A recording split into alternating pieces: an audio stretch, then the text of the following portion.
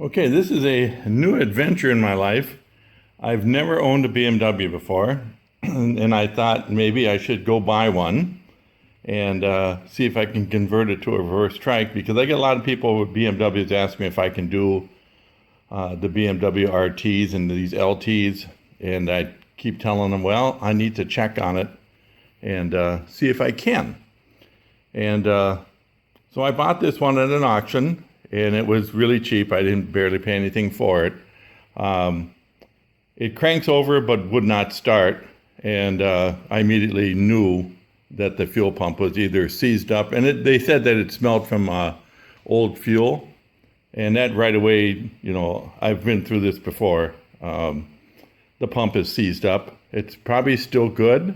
I just have to get it out of there and work it a bit and get it running. I had the exact same thing happen on this Excelsior over here.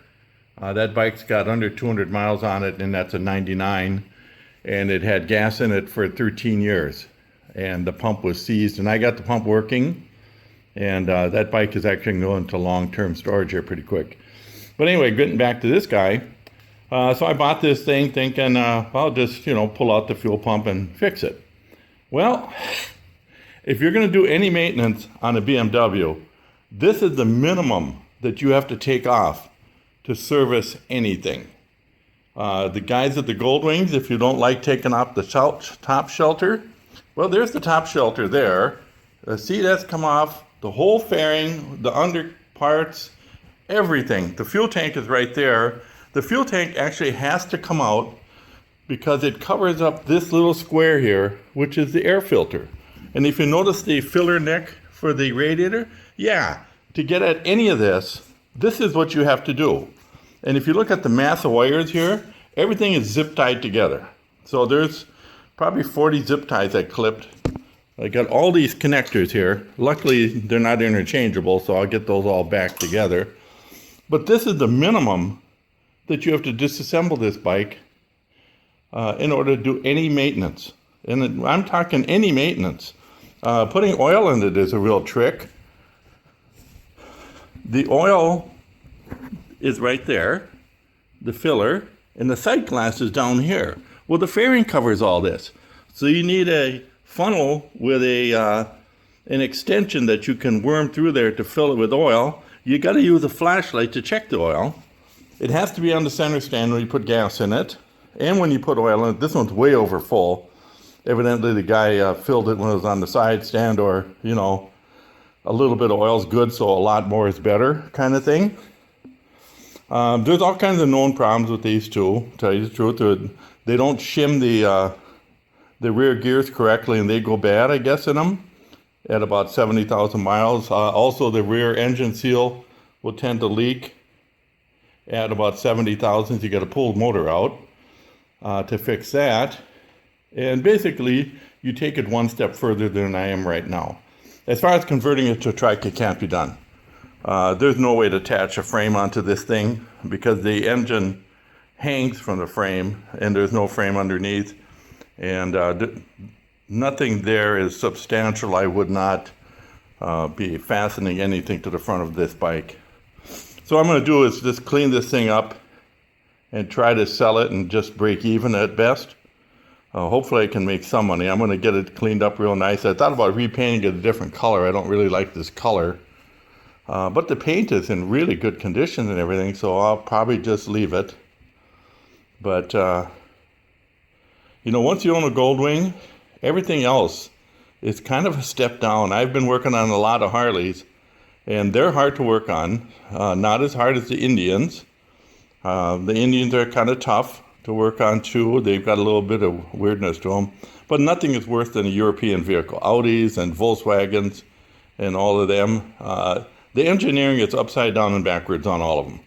And they don't give any thought. If you think working on modern cars is bad, European cars and vehicles like this, they think nothing about maintenance and making it easy. Everything requires this. I mean, just look at the pile of parts I took off. And I work pretty quick, and this is a whole day. Now I can tear the top shelter off of that one, change the air filter, and inside of an hour I'm done. In fact, it should only take about a half hour to rip that apart, put it back together. It's a second nature thing. You can put a alternator in there in 15 minutes. I don't even know where it is on this guy. I'm pretty sure you got to take the back wheel off to get at the alternator. I don't know. But anyway, what an experience. So I get this guy back together and make sure it runs real good, and I'll take it for a test drive. I have every reason to believe it's going to drive well. I just, wow, I can see where you maintain these things about every 50,000 miles. It's quite a monstrosity. So anyway, I'll attack that fuel pump and kind of keep everybody up to date on what it takes to get that guy done.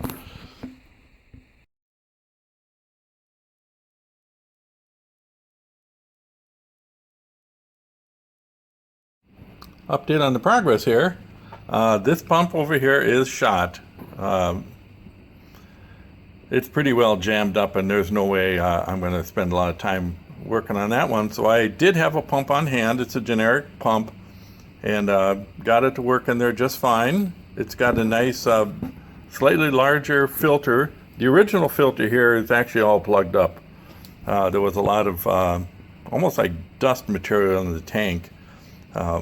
But other than that, I replaced this one little hose. Everything else looked really good, and it's all functional right now. So I'm going to go ahead and reinsert this in the tank and put the whole bike back together and get all my little pieces here all reassembled. And we'll see how fast that can go back together. And then the magic button, if it's pushed and it starts, I'll be happy as heck. Just to verify it actually works.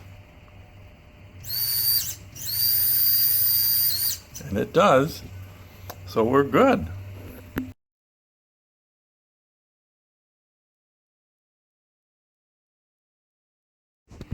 Okay, the ongoing saga here with the BMW. Fuel pump is in, and it's plugged in, and I had to guess at the polarity because they use green and brown, and then it transitions to other colors, so you just kind of get a 50-50 chance on that deal.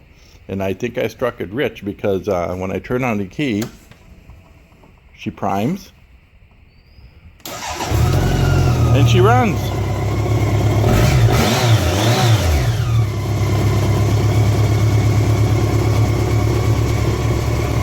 So I'm getting this goofy flashing thing going on here, which says brake failure. So I'm not real sure what that is, if it's low on fluid or what the deal is. Other than that, it seems everything's fine. So all I got to do is put all this stuff back on there. And once that's all on there, then we have a motorcycle that can be test driven. And then probably put for sale. We'll see. I might drive it for a while. Other than that, it's looking pretty good. Everything seems to be working, except I got to attack that brake indicator issue. So we'll put this guy together and see what it looks like when it's complete.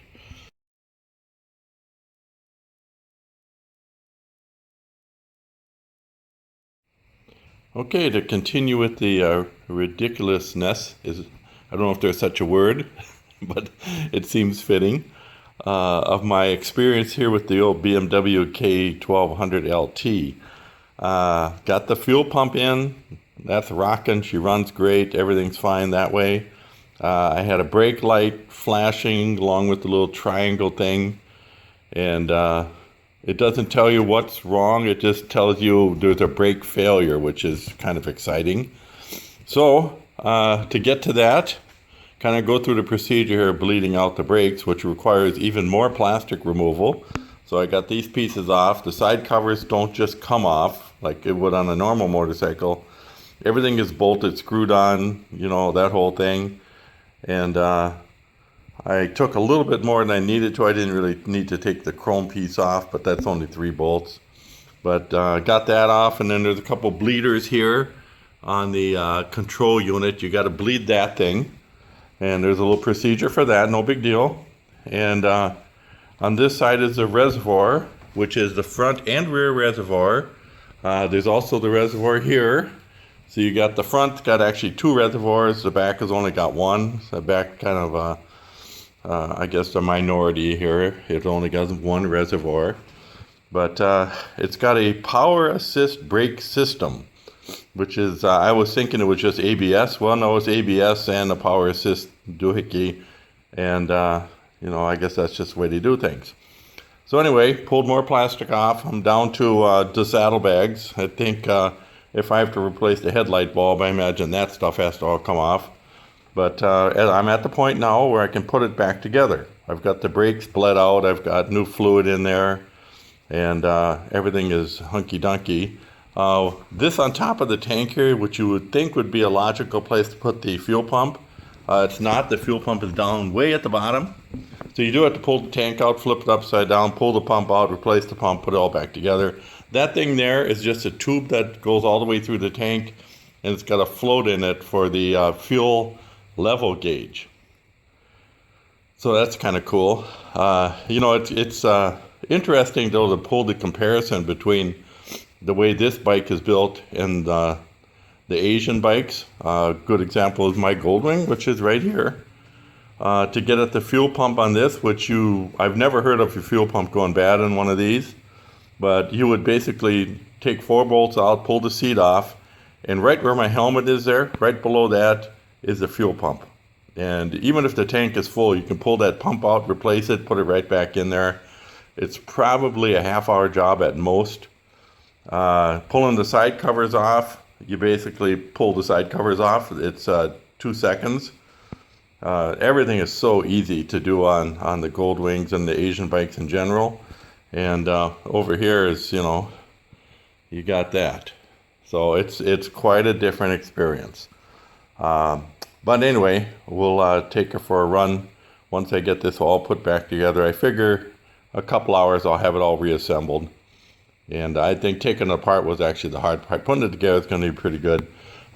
One thing that's a little strange here is the original screen here, which I took off, they kind of took a chainsaw and hacked a V thing in there.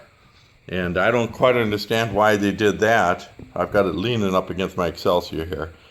So I'm going to lob off about 6 inches of that screen anyway.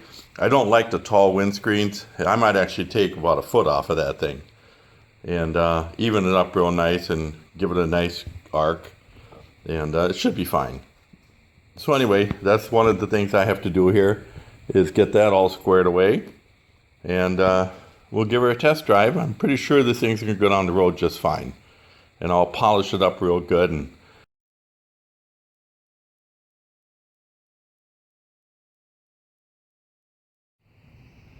well, this is probably the final chapter here.